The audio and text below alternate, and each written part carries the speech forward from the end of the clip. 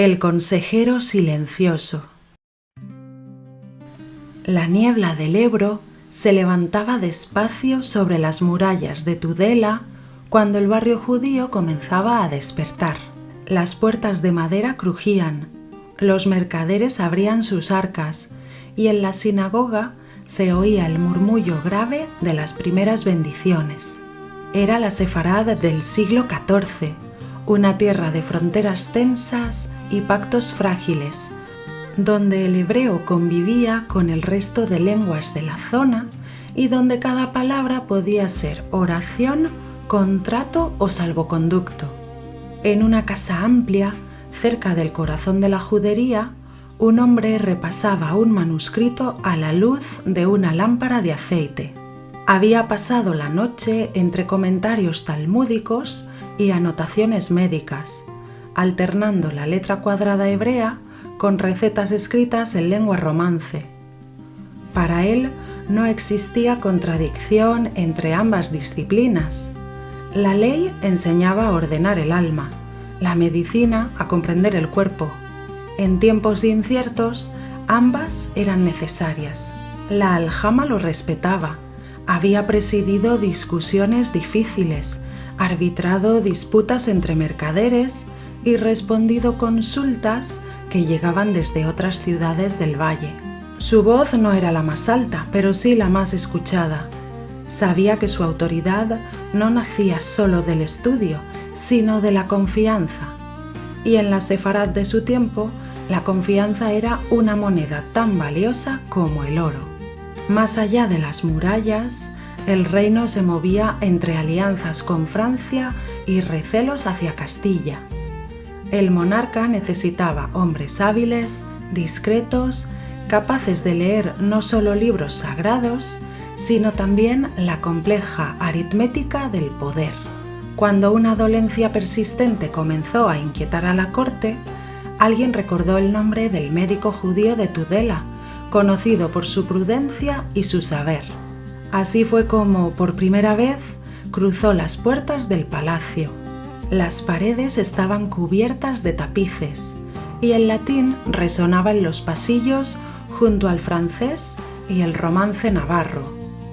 Allí, rodeado de nobles y clérigos, el médico desplegó sus instrumentos con la misma serenidad con la que abría un volumen de la Mishnah. No hablaba de más, escuchaba, diagnosticaba y respondía con mesura.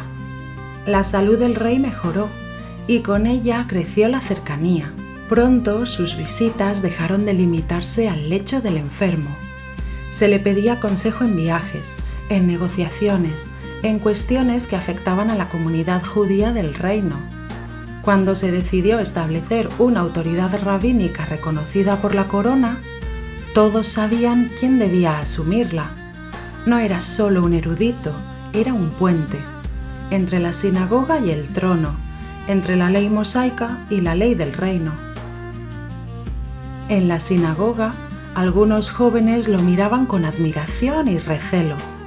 Admiración por su influencia, recelo por su proximidad al poder cristiano, pero él insistía en que la supervivencia de la comunidad dependía de ese delicado equilibrio. Había visto cómo en otras ciudades de Sefarad las tensiones crecían, cómo las palabras sobre el Mesías y las disputas con conversos encendían ánimos. Sabía que el tiempo no era sencillo y que cada decisión debía medirse como si fuera una sentencia. En ocasiones recibía cartas de otros rabinos, escritas con tinta firme y argumentos agudos. Se debatían interpretaciones bíblicas, señales de los tiempos, rumores de persecuciones en tierras vecinas. Él respondía con cautela, consciente de que la erudición podía ser refugio, pero también chispa. En su estudio junto a frascos de hierbas secas y pergaminos enrollados, el mundo parecía comprimirse en palabras. Al final del día, cuando regresaba a su casa y la ciudad se sumía en la penumbra, sabía que caminaba por una cuerda tensa. No era un noble ni un clérigo, pero su sombra alcanzaba ambos mundos.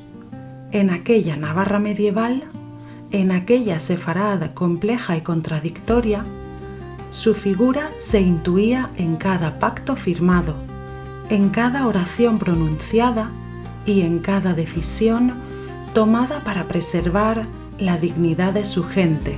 Sin buscar gloria, había logrado algo más difícil: convertirse en el equilibrio silencioso de un reino plural.